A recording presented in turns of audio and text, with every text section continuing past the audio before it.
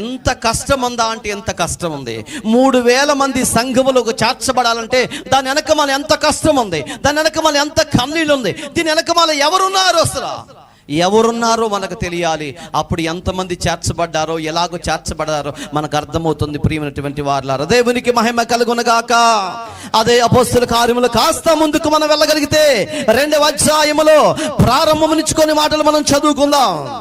అదే అపోస్తల కార్యము 2వ అధ్యాయము మొదటి వచనాల నుంచి కొన్ని చదువుకుంటే, పెంతెకొస్తు పండుగ దినమందు వచ్చింది, అందరూ ఒక చోట కూడి అప్పుడు వేగముగా వీచు బలమైన గాలి వంటి ఒక గాలి, ఒక శబ్దం, ఒక ధ్వని ఆకాశము నుండి అకస్మాత్తుగా వారు కూర్చుండి ఉన్న ఇల్లంతటి నిండెను. దేవునికి మహిమ కలుగునుగాక.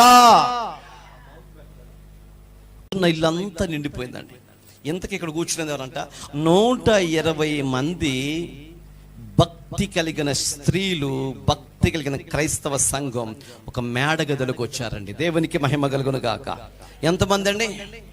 120 మంది దేవుని ప్రజలు ఒక భారముతో, ఒక కన్నీళ్లతో, ఒక ఆత్మావేశము కలిగిన వారై సంఘములోకి అనేక మంది చేర్చబడాలని తపనతో, సంఘ అభివృద్ధి కొరకు, సంఘ క్షేమం కొరకు, వారి ప్రాంతంలో అనేక మంది యేసు వైపు తిరగాలని ఆకాంక్షతో 120 మంది ఒక చోట కూర్చున్నారు. ప్రియులారా, రోజు 120 మంది, 200 మంది ఒక చోట కూర్చుంటున్నారు. ఎందుకు?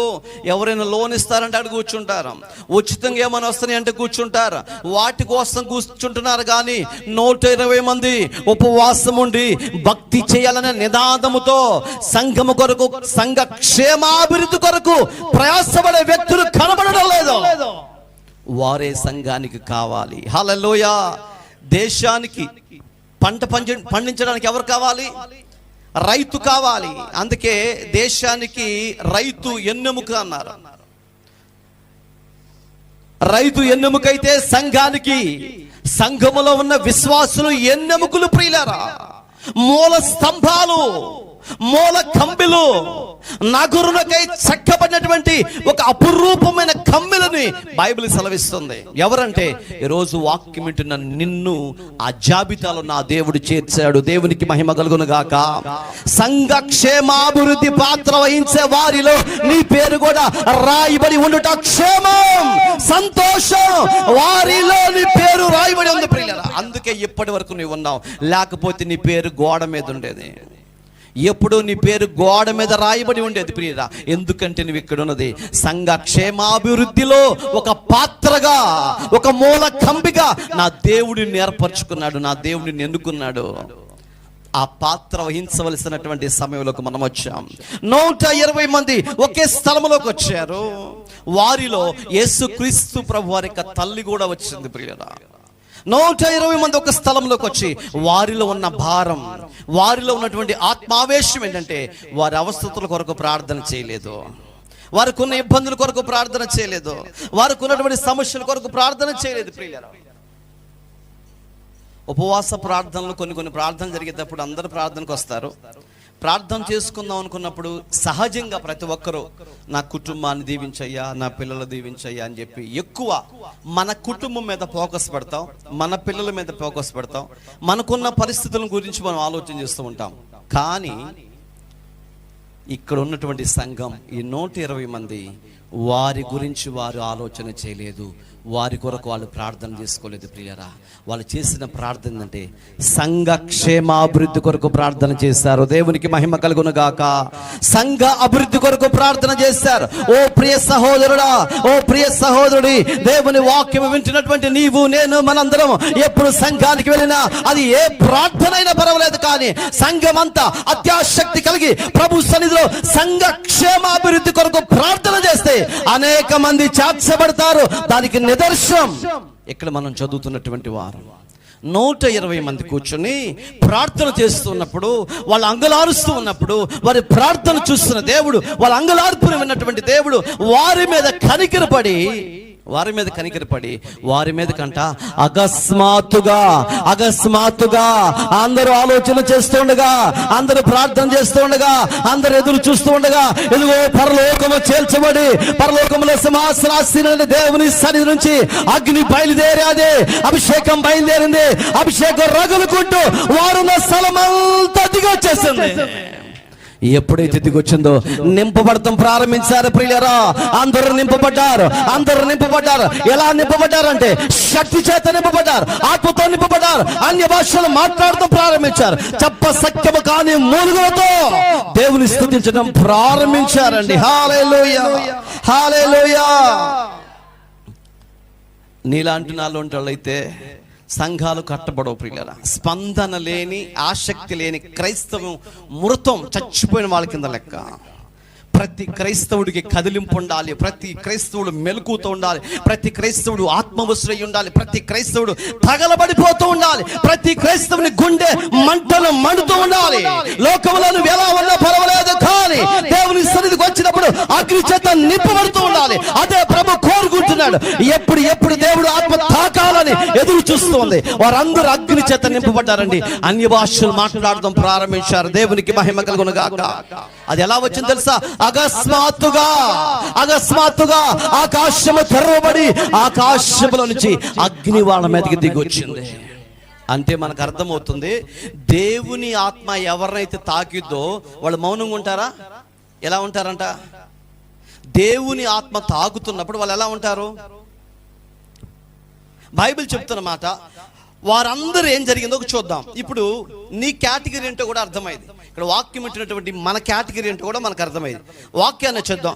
వారు కూర్చుని ఉన్న ఇల్లంతా నిండెను, మరియు అగ్ని జ్వాలల వంటి నాలుకలు విభాగింపబడి వారికి కనబడి వారిలో ఒక్కొక్కరి పైన వాలగా అందరూ పరిశుద్ధాత్మతో నిండిన వారై దేవునికి మహిమ కలుగును గాక.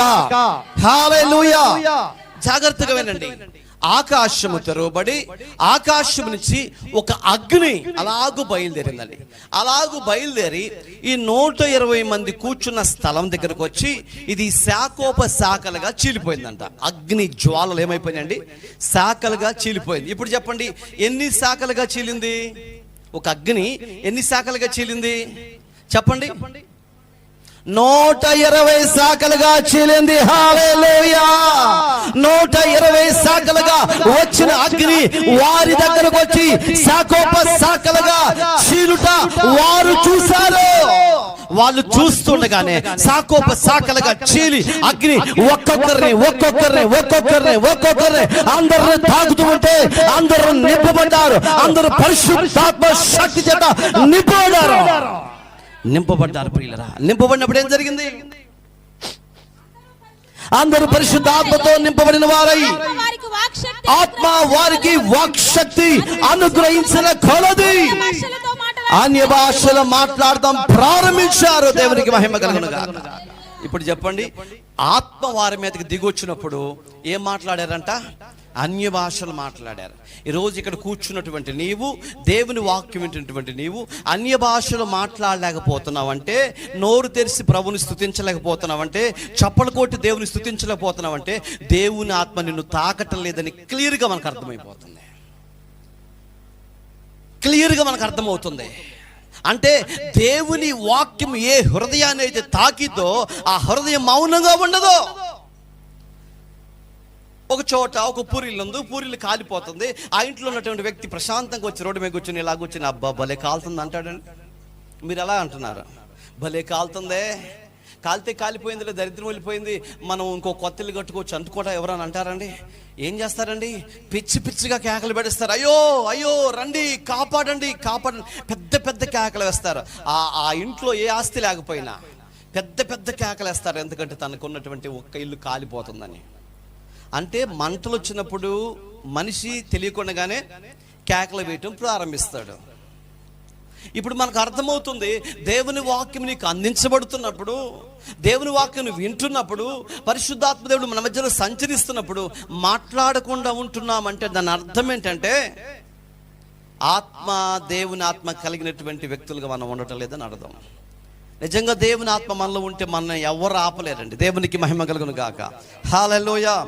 వాక్యము చూస్తే వారికి వాక్శక్తి ఏమండి? వాక్శక్తి. చెప్పండి అందరూ. వాక్శక్తి. వాక్యం ఎవరు? దేవుడై ఉన్నాడు. ఆది యందు వాక్యము ఉండెను, వాక్యము దేవుని యొద్దను, వాక్యమే దేవుడై ఉన్నాడు. దేవుడు శక్తి అనుగ్రహించిన కొలది అని అర్థం. హల్లెలూయా. వాక్శక్తి అనగా ఆ వాక్యము శక్తి అనుగ్రహించిన కొలది, ఆత్మతో నింపబడిన కొలది, బలమైన అభిషేకంతో నింపబడిన వారై అందరూ అనే భాషలు మాట్లాడటం ప్రారంభించారు ప్రియులారా. హల్లెలూయా. శరీర బలము వేరు, ఆత్మీయ బలము వేరు. శరీరము బలహీనమైనది బైబిల్ సెలవిస్తుంది. శరీరము చాలా బలహీనమైంది. నీరసం వస్తుంది, చప్పట్లు కొట్టలేము, కాళ్ళు నొప్పులు, ఏళ్ళు నొప్పులు, తలనొప్పి అన్నీ వస్తాయి. కానీ ఆత్మకు ఏ నొప్పి తెలియదు, ఎందుకంటే అది శరీరము కాదు కాబట్టి. ఆత్మ ఎప్పుడు మెలకువ కలిగి, ఆత్మ ఎప్పుడు పట్టుదల కలిగి, ఆత్మ ఎప్పుడు శక్తి కలిగి ఉంటుంది ప్రియులారా. ఆ ఆత్మకు దేవుడే వాక్శక్తి అనుగ్రహిస్తాడు. హల్లెలూయా. ఆ వాక్యము ఆ ఆత్మకు శక్తి ఇచ్చిన కొలది అన్ని భాషలు మాట్లాడారండి. అంటే ఇప్పుడు దేవుని వాక్కు నీకేమివ్వాలి? శక్తినివ్వాలి.